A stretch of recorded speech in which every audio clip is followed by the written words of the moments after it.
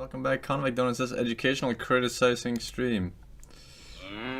Recently, it seems like cows can't catch a break. Our meaty diet is literally eating up the planet. It's the worst thing we eat when it comes to global warming. How many times have we heard this? Beef. People say we need to eat less beef to save the planet, that cows are polluting the air with their methane-rich burps, they're eating all our food, drinking all our water, and taking all our land that we could be using to grow human food on. When you all our water, all our land. Look at us talk. hear the specifics, it sounds like cows must be bad. To create 1 kilogram of steak, a cow needs to eat up to 25 kilos of grain. We could nourish an additional 3.5 billion people if we just ate the stuff we feed to animals. About 3/4 of all the agricultural land in the world is used for livestock. I found out that 1/4 pound hamburger requires over 660 gallons of water to produce. The livestock sector is responsible for 15% of global man-made. Honestly, that's the point. Yeah, I know. I know that it works the other way around, right? Like, oh, people are starving right now, but they won't be starving if we do this instead, right? It's not like, oh, we'll be able to get 3.5 more billion in population. But what I'm saying is this: decrease the population to 1 billion and let everyone eat like fucking kings, right? That would be the optimal situation, right? Do we start with me? Ah, sure, I'll sacrifice myself. Emissions. Another solution to climate change, we could stop eating animals. Not killing, but you know, like heavy restrictions on. Hello, my name is Sebastian Force. I'm a 30-year-old man who enjoy playing video games, and especially role-playing games, because it's my life purpose to consume until I die. I also enjoy drinking soy milk, and my wife recently moved on with an animal man. Sad dear. Alright, you're writing my biography. And it could be done today. But are they really giving us the full story? Don't worry, we'll talk about each of these points in detail. But first, let's cut to the chase. What's the environmental impact of not eating meat? Veganism is on the rise, but getting 100% of Americans to go plant-based is unrealistic. So let's be optimistic and say we got 10% of the United States to stop eating meat. Accounting for everything, the methane from cow burps, the emissions from animal manure, emissions from transporting and processing meat, and so on, what would be the actual reduction of the United States planet-warming greenhouse gases if 33 million people went totally plant-based? To discuss this, I'm joined here with Professor of Animal Science and Air Quality Specialist at UC Davis, Dr. Frank Mitloehner. By the way, Dr. Mitloehner says of course livestock have an environmental impact. In fact, his job is to research ways to reduce livestock's environmental impact. This has reminded me of something you said that was really surprising to me when I first heard it, that if the entirety of the US was to go vegan for a year, then the reduction in emissions would be like... the entire US going vegan would be 2.6%. So if everybody were to do it 2.6, if 1/10 of that would do it, then it would be 0.26. That's not even measurable, okay? We are talking about changes here that are not even measurable. Is that true, though?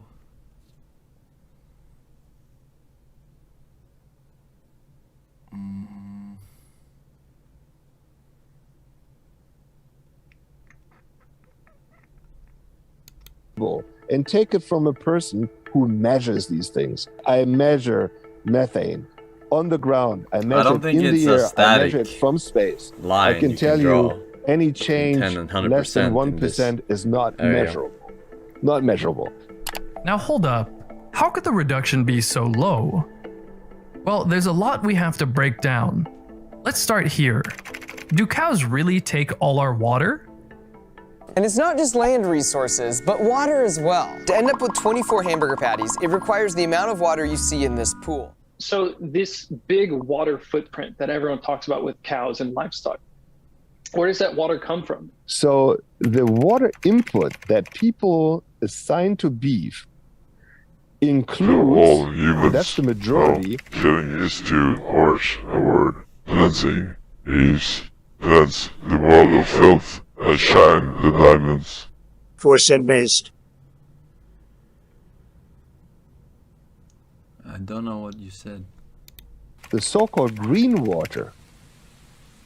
And the green water is rainwater. drinkable. That rainwater would fall on that land where the animals graze, with cattle present and without cattle present. Now, the vast majority of water that goes into a beef animal will go into the beef animal in the form of feed, not in the form of water that they drink, in the form of feed. And guess what happens to that water a few hours after? Yeah, I know this. I know it's kind of scummy to say, oh, they ate this much and they drink this much water, right? But in reality, it's a big fucking, it's the same. You know what I mean? It's already the same, pretty much. But they're just counting it, you know, separately to make it seem like a lot. It's urinated out. It's not staying in the animal. It stays in the animal as long as the tea that you drank this morning stayed into your body or inside your body. So that water is not all of a sudden miraculously gone, okay? It is going in and it's coming out. The vast majority of that is rainwater. So to me, it is disingenuous to say, oh, look at all that water that goes into growing cattle. Would we say the same thing about all the water that goes to trees to grow? Of course not. Just 1/4 pound hamburger takes around 1,650 liters of water to produce. So, but these people who come up with the statistics of these enormous amounts of water going into beef, they're counting rainwater. They're counting green water. And that's just not right. So the real worry we have is overusing our freshwater reserves for irrigation. And 70% of the world's freshwater reserves go to irrigating crops. 53% of the groundwater for crops goes to rice, wheat, and cotton. Sure, at 122 liters of non-green water per 1/4 pound, beef does use more than, say, rice, which is 90 liters, or bread, which is 55 liters. But think about this. 94.5% of Californian almonds' water usage is not green water. That's 1,097 liters per 1/4 pound, almost 10 times more than beef. Think about that the next time you're ordering an almond milk latte. It has become almost a tug of war between the people California and the cashews. In the midst of the drought in California, the massively irrigated almond counties are the driest and have seen the biggest decreases in groundwater reserves. In Chile, the avocado thrives, but only by drinking up the country's scarce water resources. Also, consider that nutritionists don't just say, a human needs precisely 2 pounds of general food material per day. There's a full-course meal, donuts and coffee. We need to think about nutritional requirements when we eat. And beef is way more nutrient dense, so yeah, 122 liters used to make a 1/4 pound of beef is not nothing. But you can't compare that to a 1/4 pound of rice, which only uses 90 liters but provides only 1/5 the protein and much less vitamins and minerals than Statistics. beef. Also rarely mentioned is that cows also provide highly nutrient dense organ meats like liver. So we don't have enough rice for you, kid. I'm not saying that. But also, you don't need this amount of nutrients. Like, look at this. Yeah, or meat. You don't need this steak to give you the fucking all these nutrients. You get an overdose of nutrients, really. Like, you don't minerals than beef. That is also rarely mentioned is that cows also provide highly nutrient dense organ meats like liver. So we don't have enough rice for you. Like, you can lose. I'm not saying that like, we should stop eating rice or almonds to save the planet. Everybody it lasts you way longer different than people like eating your different next things. meal of meat. Just if we're going to talk about water, let's be realistic with the numbers and look at the full picture. Now, what about resources? Aren't we wasting so much food on cows that hungry people could eat instead? In the world, take this. I don't eat grain though. 84% of all livestock feed across all species, 84% is non-human edible.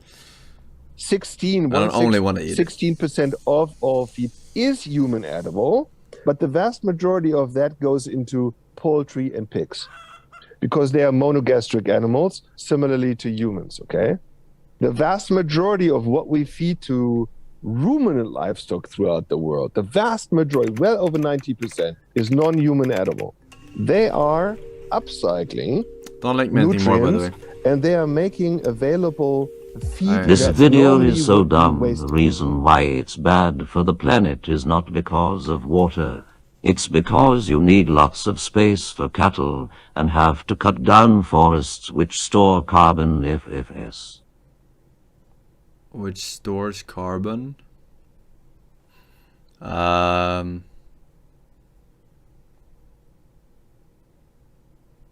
mean,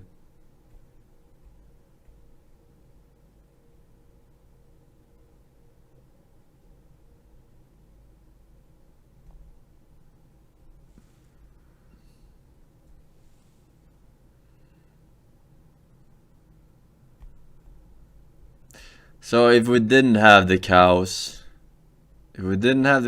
there,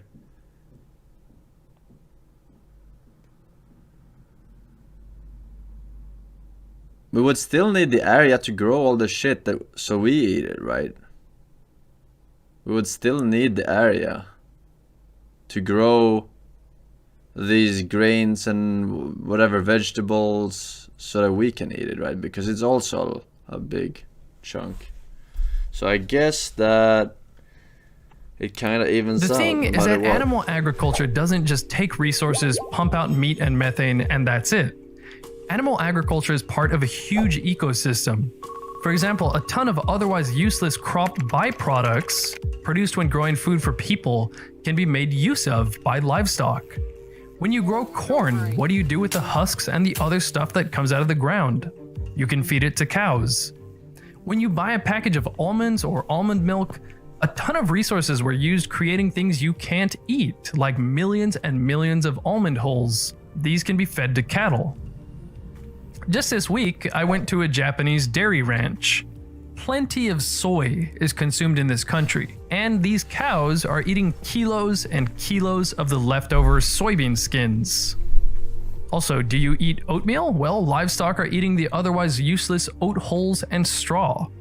Even things like scraps from bakeries, corn cobs, cottonseed, brewers' grains left over from making beer, and tons of other things are fed to livestock.